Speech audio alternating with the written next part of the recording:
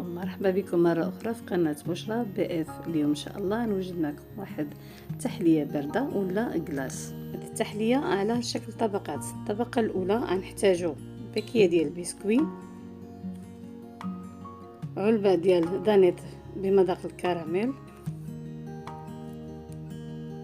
وبالنسبة للطبقة الثانية نحتاجو 2 معالق كبار د الزبدة، كاس ديال الكاوكاو مهرمش، علبة ديال الياغور طبيعي، وكاس ديال السكر. هادو بالنسبة للطبقة الثانية. بالنسبة للطبقة الثالثة غنحتاجو 4 لتر ديال الحليب يكون بارد مزيان، علبة ديال الكريم الوزن ديالها 100 غرام، وغنحتاجو ساشيه ديال فلون كراميل. كيف ما كتشوفوا هادو هما المقادير اللي غادي نحتاجو في هاد الكيك. اذا ندوزو لطريقه التحضير ديال هاد الكيك ان شاء الله. اول حاجه ناخدو داك البسكوي غنطحنوه وغادي نعملو المهم نقطعوه مرصوات صغار ونطحنوه مزيان. ومن الاحسن اللي تطحن ما يكونش مهرمش، يكون المهم يكون رقيق شويه.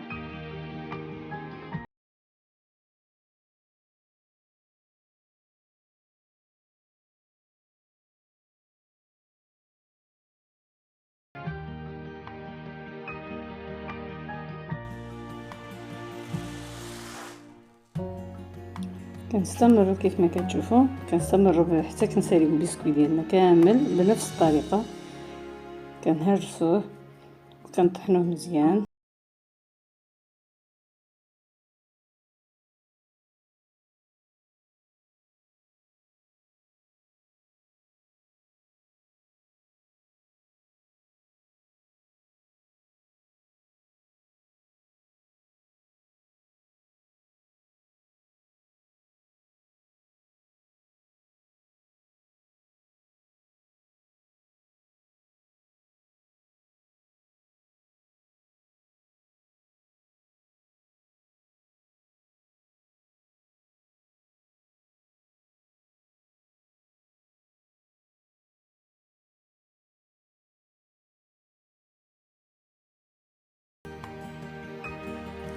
واخر اللي كان ما تطحنش في الاول مزيان رجعت عاودته مره اخرى حتى يقول لي حتى هو رطاب، ونضيفو على الاولاني.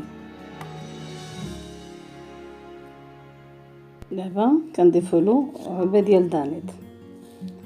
وبالنسبه للعلبه الدانيت انا كنختارها لان ملي كنخلطها معها كتعطي واحد المذاق رائع، لذلك كنفضل انا هاد العلبو هذا. كاين الناس اللي مثلا كيفضلوا يخلطوا بالزبده حتى هي تقدر تجمع لهم، ولكن ما كيكونش المذاق ديالها مزيان. اذا كنعملوا دانيت وكنحاولوا نخلطوا مزيان حتى يتجانس الخليط مع بعضيته مزيان. كيف ما كتشوفوا كنبقى نستمر بالتحريك ديالو هيدا حتى كيتشرب الخليط، كيتشرب ديك العلبه ديال دانيت مزيان. كل ما كنحرك شويه بشويه حتى كيتجمع.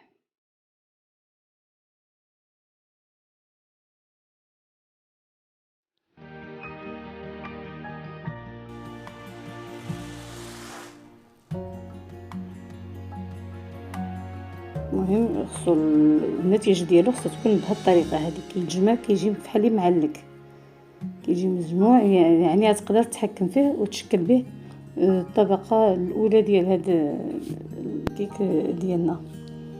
المهم هذه هي الشكل النهائي ديالو.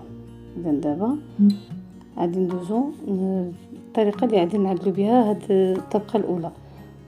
غادي نحطوها في واحد المول، كل واحد على حسب الشكل اللي غادي يعجبو يعملو للتزيين.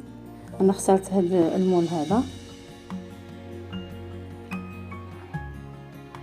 غنحاول نسرح ديك البسكوي كامل على المول، وكل ما سرحته خصني نضغطو مزيان بالمعلقه بهاد الطريقه هذه كيف ما كتشوفوا، باش كتجي طبقه واحده متساويه.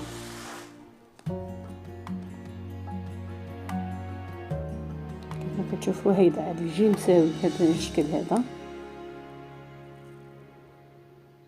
دابا غادي ندوزو التحضير الاخير اللي هو الكراميل. بالنسبه للكراميل غادي نضيفو السكر ونعملوه على نار مهيله، اقل درجه ديال النار، ونخليوه في نفس الوضع، يعني ما نحركوه لا بمعلقه لا حتى شي حاجه، نخليوه حتى يبدا هو يذوب الراسو. باش بهذه الطريقه هذه كنضمنوا انه غادي ينجح لنا الكراميل ديالنا. يعني اللي يبدا بهذه الطريقه كيبدا شويه بشويه يذوب، عاد ديك الساعه نقدروا نحركوه.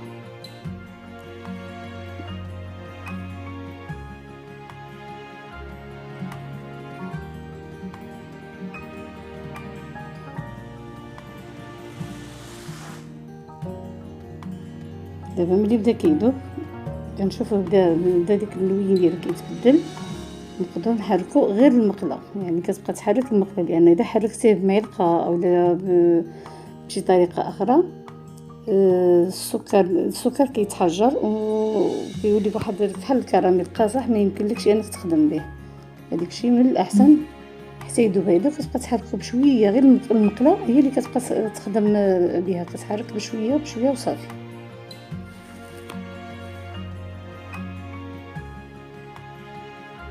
بهذه الطريقه هذه كنبقاو نقلبوا غير المقله حتى كيبدا يذوب هو، وعاد من بعد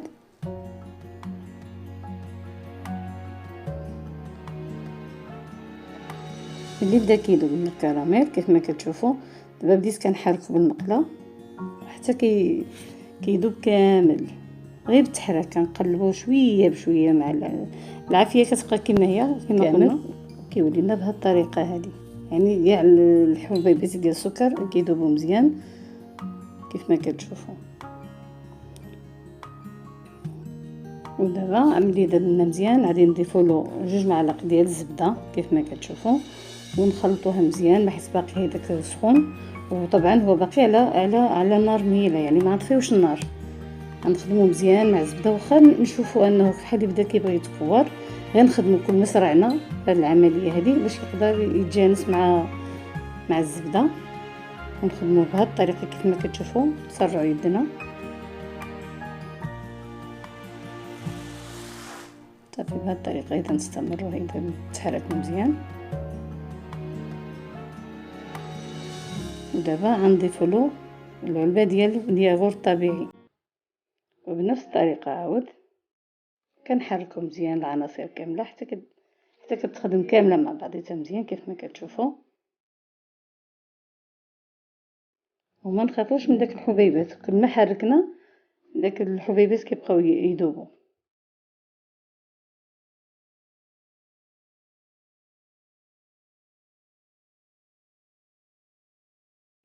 اخر حاجه هي الكاوكاو اللي غادي نضيفو في الاخر. بالنسبه اللي عنده اللوز غادي يضيف اللوز، حنا عملنا الكاوكاو. دابا غادي نضيف الكاوكاو وغادي نخلطو مزيان حتى يتخلطوا العناصر كامل صافي كيف ما كتشوفوا. دابا غادي ندوزو للمرحله اللي كتشوفوا دابا هي ديال الطبقه الثانيه.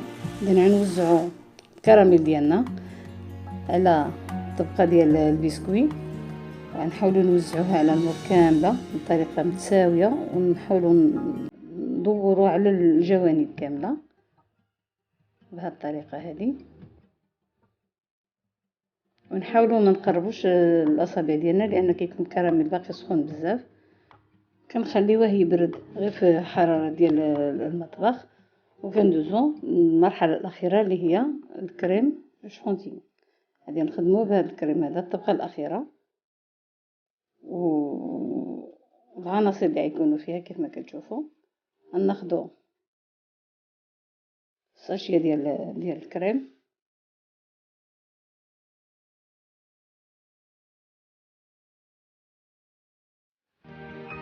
غنضيفوا لها واحد الساشي ديال فلون كراميل. هذه كاضافه لان كيجي المذاق ديالو كيعطي واحد لو مزيون، يعني اللي بغى يعمل حتى 2 ساشيات ماشي مشكل، المهم المذاق ديالو كيطلع مزيون. وكنزيدو 4 يترو ديال الحليب. ديك الحليب خصو يكون من الاحسن يكون بارد باش كنضمنوا ان الكريمه ديالنا كتطلع دغيا. اذا كنعملوه السرعه اعلى سرعه ديال الباطور ديالنا، وكنبقاو نخدموا واحد المده ديال 7 دقائق حتى 10 دقائق.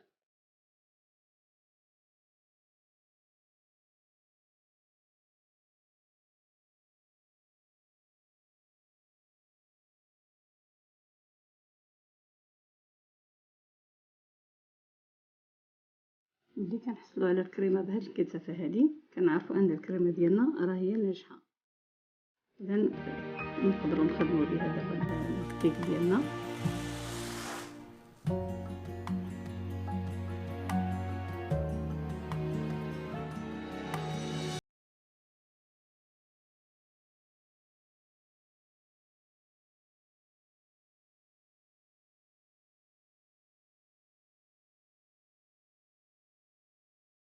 هذا هو الشكل النهائي ديال الكريمه. كيف ما كتشوفوا كتجي متكاتفه مع بعضيتها. اذا نقدروا نخدموا بها الكلاص ديالنا.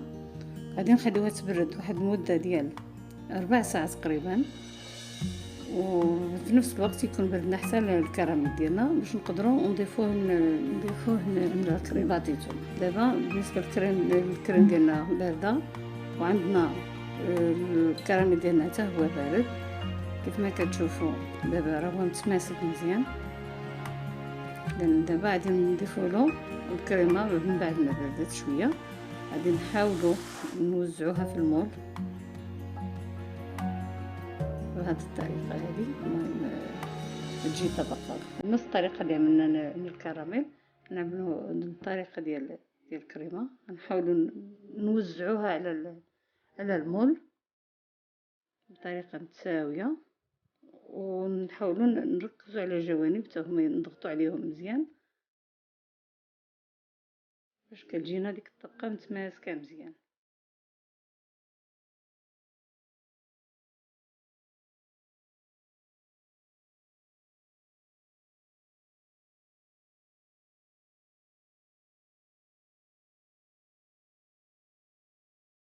في الاخير كنضيفوا في ديك الجوانب ديالها، كنحاولوا بمعلقه صغيره نزيدو نضغطو مزيان غير باش نحاولوا نجيبوها متساوي كيف ما قلت في الاول، وما يبقاش ديك الفراغات في الجوانب.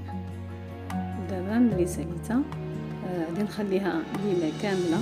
من الاحسن ليله كامله 4 سوايع مثلا اذا كان بنادم مزروب عليها 4 سوايع. اذا تبقى لنا المرحله الاخيره هي ديال التزيين ديال الوجه ديالها من بعد ما نعملوها في المجمد ونطلقوا. من بعد ما خليته ليله كامله حتى جمد مزيان، دابا غندوز بواحد الموس.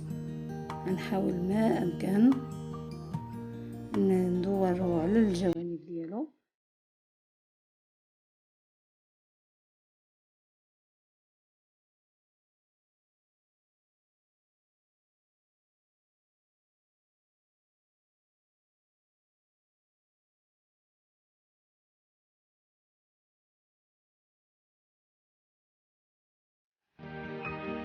بالنسبه للتزيين غادي ناخذ الكاوكاو إفيلي والكراميل. بالنسبه لي ما متوفرلوش الكراميل يقدر يشري علبه ديال دانيت يقدر يخدم بها.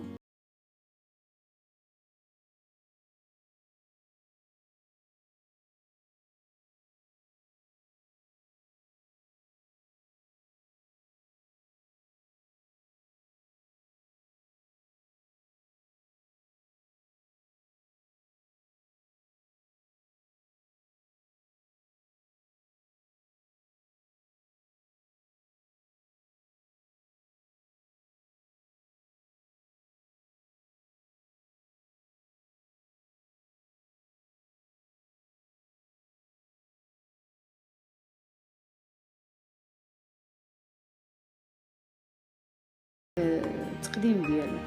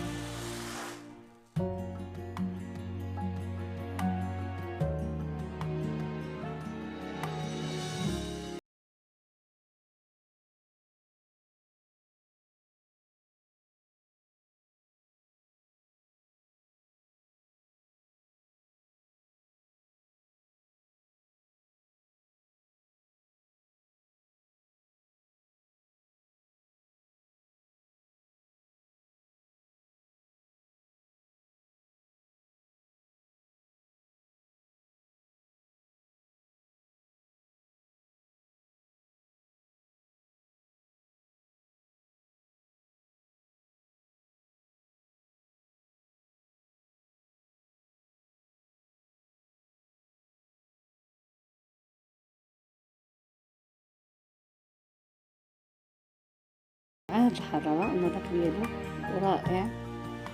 وهيدا كنكونو سالينا الفيديو ديالنا. نتلاقاو مرة أخرى بإذن الله مع شهيوة جديدة.